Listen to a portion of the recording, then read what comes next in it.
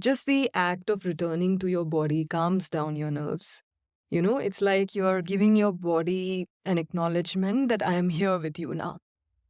And the moment it receives that, I feel your nervous system kind of calms down, and any internal processes that were being ignored or overlooked, they start to pick up. The rest response starts in your body. From Mezclada, this is the Transcendent Farmer Podcast, created to inspire and empower the next generation of land stewards, with your host, Emily Reno. Hello, and welcome to another episode of the Transcendent Farmer Podcast. I'm so glad to be introducing today's episode. It's, I would say, part 3 of a 3-part series that focuses on my experiences in India this last year studying yoga. And we get to talk with Ekta today about pranayama or pranayama, depending on who you are and how you pronounce that. And I love the way that we really dig into not only just the benefits of this breathing practice as part of maybe a wider, yoga practice that you have, but also she takes us through an exercise in real time in mindfulness. And it was so lovely.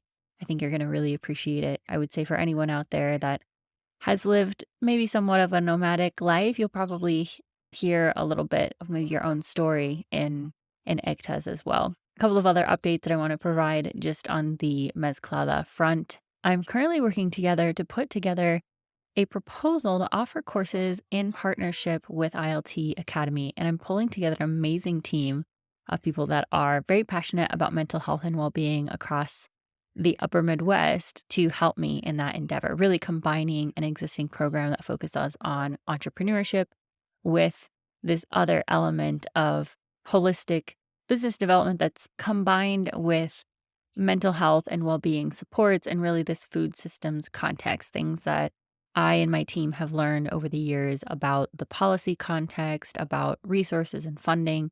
And then I really want to bring into those elements of abundance and being able to take risks and think bigger and think more creatively, especially as it relates to having diversified market channels.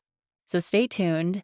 If we ended up kicking that off, it would probably happen not this coming winter, but the winter of 2026. So these things take time. If you know of anyone who would be interested in sponsoring a student as part of that, please let me know. I'm always excited to partner with people that are passionate about these topics as well. The other thing that I wanted to share is just that I've been really taking some time to set intentions for the rest of this year moving into 2025 as well.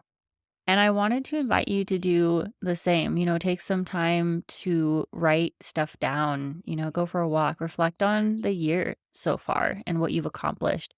What is something that you still want to do? And how can you make that happen? A lot of times we live our lives feeling like we're a victim to what's happening around us, and we're constantly consuming information and not necessarily taking an active stance in our lives as the architect of our future. So that's my invitation and encouragement to you on this lovely day, and I hope you enjoyed today's interview.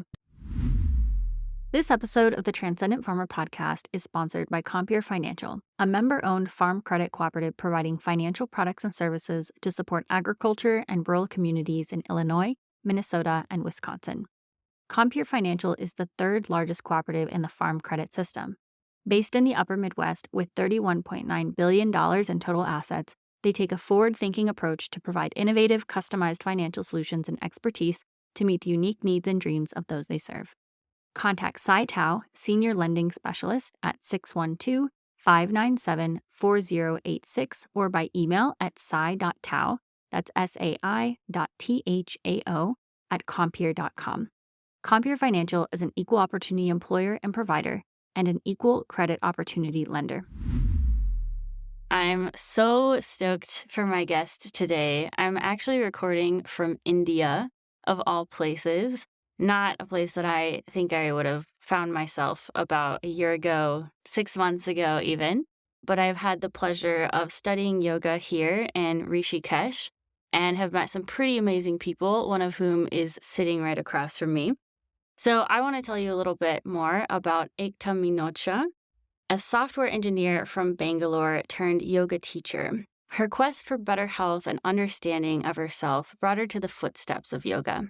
She's practiced and taught different asana formats like hatha, ashtanga, yin, and embodied movements. And it gives her great pleasure to teach pranayama and meditation too. She has been in Rishikesh for 2 years, and it was her inner inquiries and urge to go deeper on the path of yoga that have brought her here. Currently, she carries a desire to understand yogic philosophy, the path of jnana yoga, and also dive into the wisdom of bhakti yoga. She hopes to infuse her yoga practice and teaching with the real essence of yoga, which is beyond asanas. So welcome, Ekta. Thank you, Emily. Thank you for having me here. I'm so excited for this conversation, and I'm particularly excited to hear more about your background. I always like to start conversations with understanding a little bit more about your cultural background and upbringing and how that has shaped who you are today. Yes, sure. So I have had a very interesting upbringing, actually. At least I find it very interesting. I grew up in a army family, so my father was always traveling. So because of that, I grew up in various states around the country of India. Sometimes in the west, sometimes in the north, a bit of east. So because of that, I got exposure to a lot of different kinds of places, people, food, cultures. And I think it kind of opens up your mind and makes you a traveler at heart. So prior to coming to Rishikesh, I was in Bangalore for about 18 years. But then I came to Rishikesh just as a traveler 2 years back, and it took me literally just about half an hour to feel at home. And I realized that this capacity in me to just, start feel at home amongst new people is coming because of my travel, because of the traveling background of army life. Yeah. Wow. What was it about Rishikesh in particular that made you feel so at home? Like, can you describe that a little bit more? It was after a very long time that I returned to the north of India because Bangalore is pretty much south, like you know. And just the winters here are they remind me of my childhood, so. And the streets, the sounds, the kind of food being sold on the streets is the kind of food I had when I was a kid. So there are a lot of childhood memories associated with certain things which I immediately connected with when I stepped into Rishikesh. Yeah, that helped. Yes, that's Yeah. awesome. That's so cool. Yes, it's definitely a special place. And for anyone who's listening, I highly recommend it. It's unlike any city that I've been to before. And I think what I find very cool about it is just these very interesting alleyways almost in the way that you just have to navigate these small spaces. And at the same time, they're beautiful. Like there's murals everywhere, painted, different posters about classes that are coming up and different courses that you can take. And there's just this energy of almost excitement that I feel from the people that live here. And I'm not really sure where it comes from, but it's very special. It is. It is.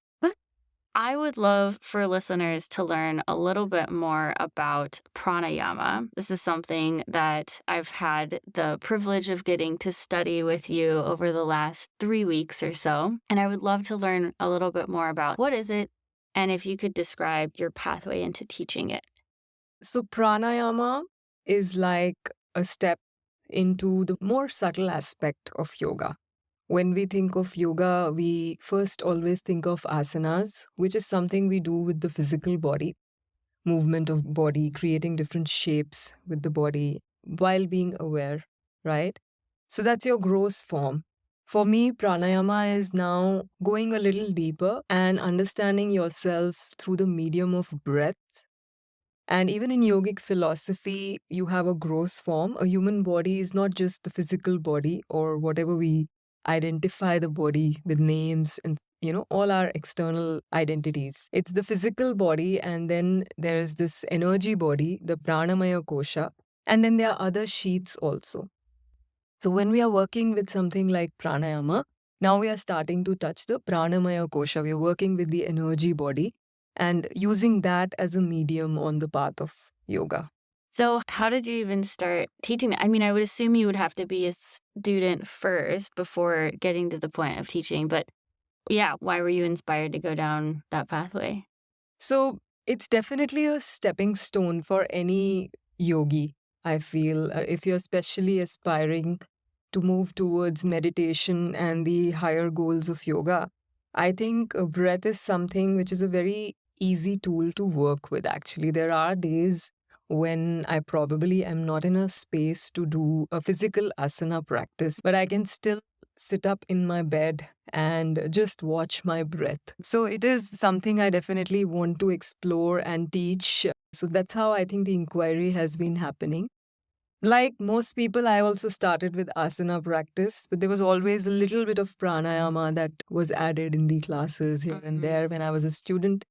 And then after coming to Rishikesh, also I got opportunity to practice with my mentor and had a more deeper understanding of the pranayama practice on my body, on what I am feeling, on how I am visualizing the breath. And that sort of gave me a understanding of how I can use this as a tool. And that has sort of, now you can say catapulted into me teaching it as well. Yeah.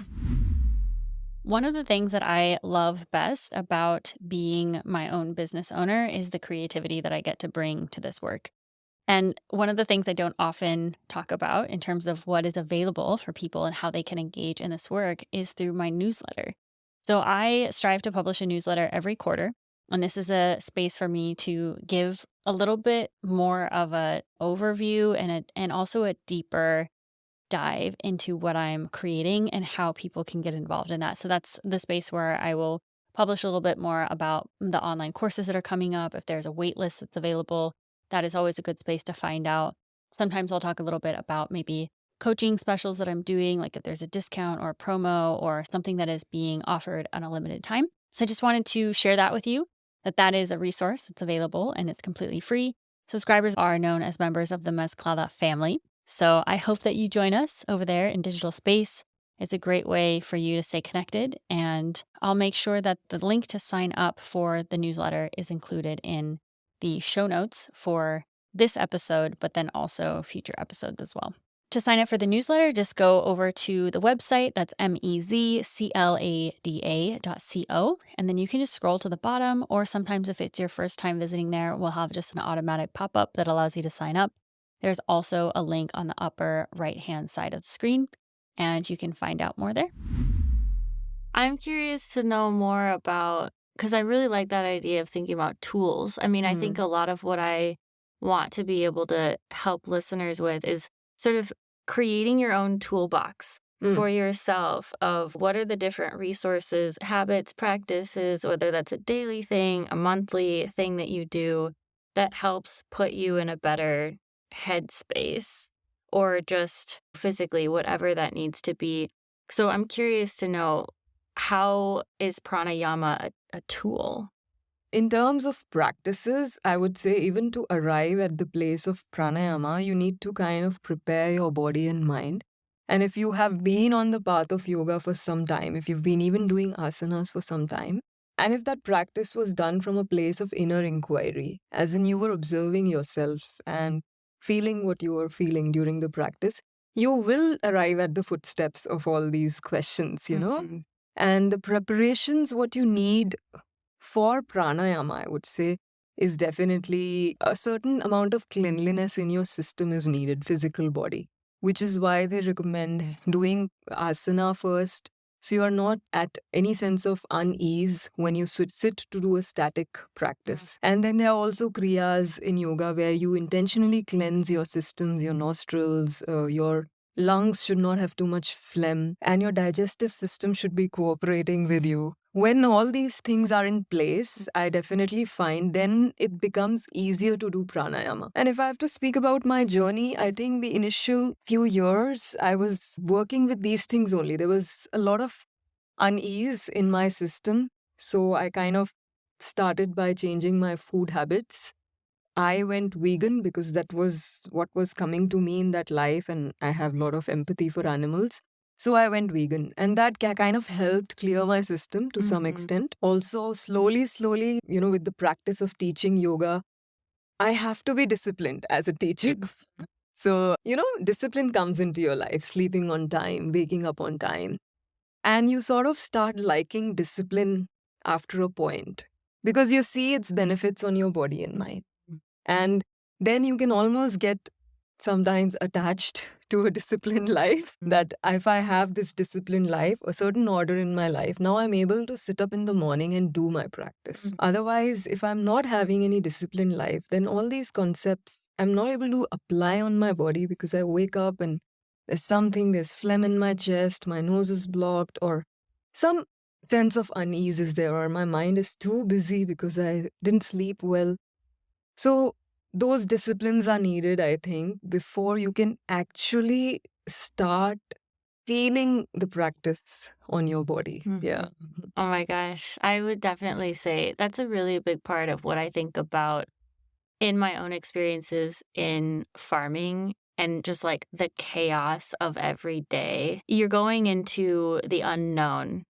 And there's so much risk and variability in climate and weather patterns, and you sort of just have to roll with the punches, whatever is coming your way that day. And the forecast might change from what you had expected. And I think one of the things that I've found that has kept me sort of stable and just in a better place over time is the discipline and like the rituals of the morning, like what keeps me grounded and puts me on a good foundation before I start investing my energy in other things. And when I think about what I'm taking away from this yoga teacher training and how I want to integrate it into my life, sort of post YTT, is just being able to integrate more of the breathing practices of pranayama into my regular yoga practices, adding on some extra time at the end. And I think that for a lot of listeners, it can be easy for you to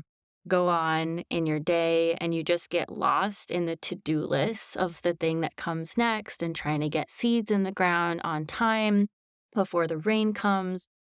But being able to take a mindful moment for yourself. I mean, I will admit, I think the only times that I let myself process some of the really heavy emotional things that are happening in my life are when I'm just focused on my breath. Yeah. Because you don't realize how much you're carrying in your body when you are physically engaged in things all the time. So I think that's something that hopefully listeners will gain some benefit from. Maybe just start with something simple. Look up maybe a YouTube video about what this might be and try something out. And if you find that it works for you, great. If not, try something else. But creating those mindful moments for yourself is super important. I agree. This episode of the Transcendent Farmer podcast is sponsored by Massage Alchemy Botanicals and Turkey Road Farm Products based in Castleton, North Dakota, and owned by Shannon Radcliffe Beach. Shannon is an organic farmer, herbalist, massage therapist, and earth mother. Her mission is to promote health and wellness by connecting people with the healing power of plants. To achieve this, Shannon crafts herbal remedies and products made from the herbs and berries she grows on her farm, as well as hosting events and classes that teach practical herbal knowledge and how to live more harmoniously with the cycles of nature. Find out more about their products and services by visiting their website or following them on Facebook, LinkedIn, Instagram, and YouTube. What would you say are the benefits of pranayama? I've talked a little bit about them, but I'd be curious to hear from you as well. One, picking from what you mentioned, actually, I find one of the main benefits of any yogic practice is to become present.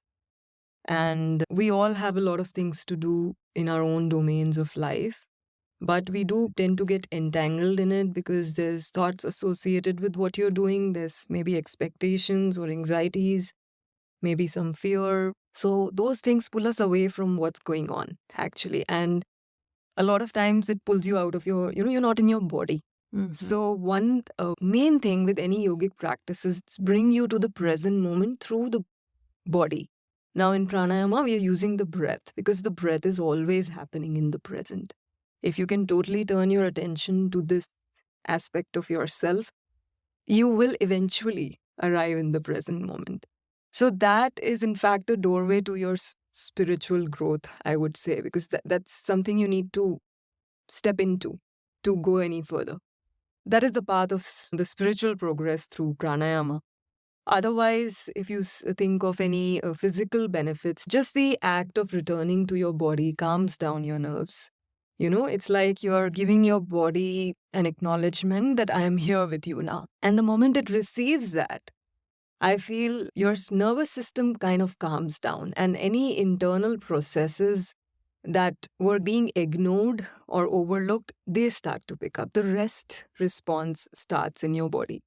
Otherwise, also, if you see individual techniques of pranayama, they can be used for various different benefits. You can use certain techniques for warming the body, for cooling the body, various techniques with different benefits. But at the background of all, for me, it is the presence and returning to your body. That's the main thing. That's what calms us down. When you remember, I am here, I'm fine, my breath is moving, and my life is supporting me. So that's what we need, I think, most. Yeah. And your anxiety comes down because you see your mind starts to clear, and then you're able to take better decisions in life, I would say. Yeah.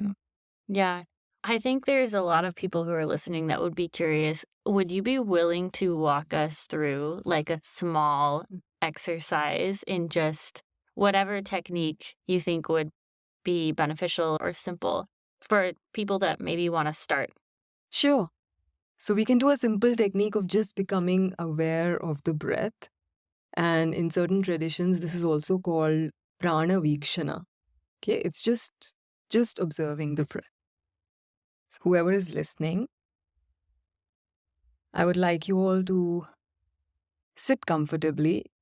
It could be either on a chair or on the floor, wherever you are. And say that your physical body is in a comfortable shape that you can retain for some time. And you may close your eyes. Keep a spine that is fairly long, but at the same time, it is soft, not too stiff. Now we're going to scan the body from the head till the toes. Let's start at the head. Take your attention from the head downwards towards the neck, shoulders, arms, the torso, the front of the body, the back of the body, into your hips, through your legs, down your knees, ankles, up till the toes. Do this a couple more times by yourself, scanning the body from the head till the toes. Now turn your attention towards your breath and just seeing the breath as it is. Notice the temperature of the air that you're inhaling, the temperature of the air that you're exhaling.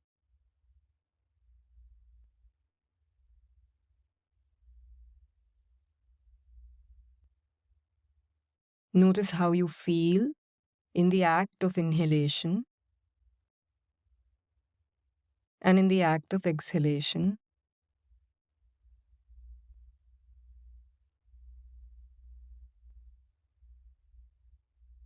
And now infuse your awareness with the breath. Notice the inhalation from its beginning till its end. Notice the exhalation from its beginning till its end.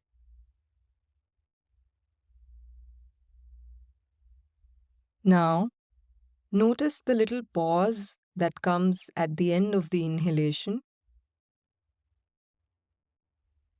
Notice the small pause at the end of the exhalation.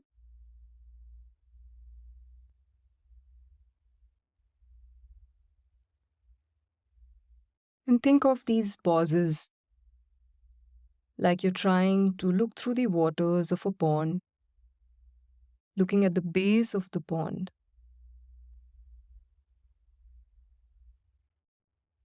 Notice the stillness at the base of the pond.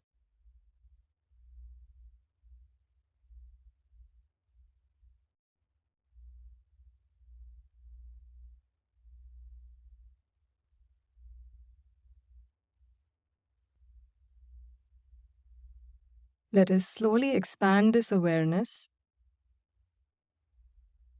into the body. So you are aware of your breath and the body.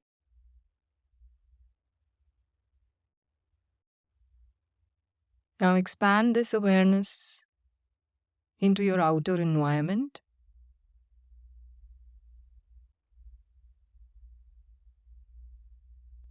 So you're aware of your breath, your body, and the environment around you.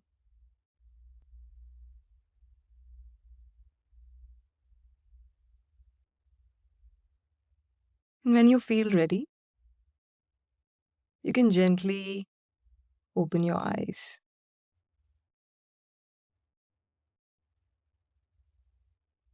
Breathe as you like.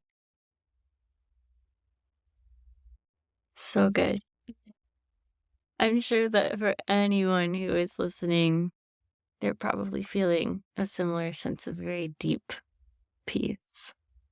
And I think that's just a very small example of what is possible for people that want to continue to try this out, develop their own practice. I'm feeling so inspired by this conversation, and I hope you are as well. I wanted to take a moment to give a shout out to one of the Transcendent Farmer podcast's newest sponsors, the Fargo Moorhead Wellness Collective. The FM Wellness Collective is a community of wellness practitioners in the Fargo Moorhead area dedicated to supporting and empowering one another. They serve as a reliable resource for the community to connect with wellness professionals, making wellness more accessible and strengthening the culture of well-being in the Fargo Moorhead area. Learn more by visiting the links in the show notes or finding the collective on Facebook, Instagram, and LinkedIn.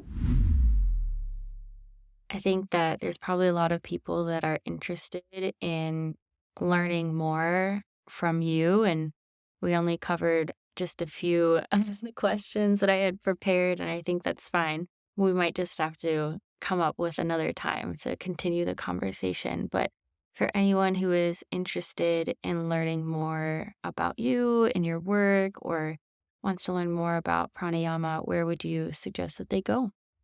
About pranayama, I think if you go online, there's a lot of information as such.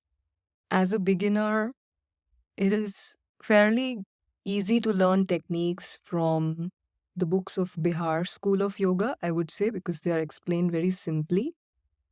But if you're a complete beginner to yoga itself, I would say it's better to start with asana, especially if you don't have a physical routine in your life. Some amount of movement to have more awareness in your body and then move on to breath. And traditionally, and even in my experience, I have always done it under teachers. In fact, I still crave to do it under my teachers, actually. Sometimes you need a holding hand. And as a beginner, you do need a holding hand. So it's good to practice with teacher, whoever you can find closest to you, if you want a physical presence of the teacher.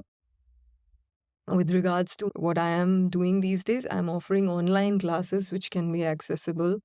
I do them weekly, 3 times, where I do movement and pranayama and meditation also. I infuse all 3. So they can always get in touch with me and or message me on my Instagram. My Instagram handle is Purnatvam, which means wholeness. So if you reach out to me, if we can get together and do something, that's also possible. Perfect. And we'll make sure to include the Instagram handle in the show notes so that people can reach out to you and get in touch with your classes. That sounds fantastic. And I just want to say thank you for your time. Thank you for everything that you're doing and the teaching. I know that you have so many students that get to see you every month, which is just amazing. And when I think about the impact that you have just in that sheer number of people and the ripple effect that it's creating, it's super powerful. So thank you. Thank you so much for having me here and giving me this opportunity. And wish you all the best with what you're trying to do with this year. It sounds really interesting. Thank you so Yeah. much. Thanks you. If you love this conversation as much as we did, feel free to share the love by passing it along to a friend or fellow farmer, and be sure to subscribe so that you don't miss another episode. Until next time, friends.